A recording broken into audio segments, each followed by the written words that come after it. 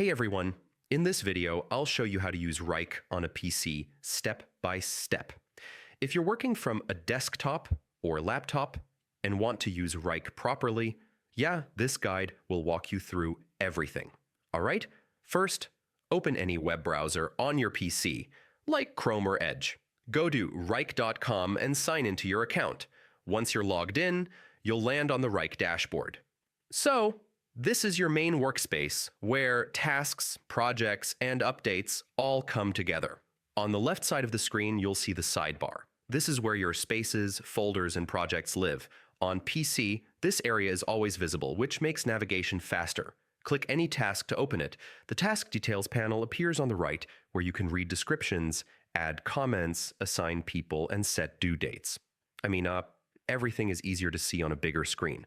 On PC, you can quickly switch between list view, board view, and timeline view. So, if you like visual planning, timeline view works really well here. One big advantage of using Wrike on PC is drag and drop.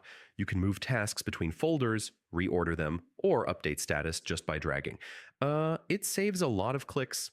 Use the activity feed to stay updated on comments, status changes, and completed tasks. So, you don't need to open every task manually. And that's how to use Wrike on a PC step by step. The desktop layout gives you more space and better control over your work. Thanks for watching, and I'll see you in the next guide.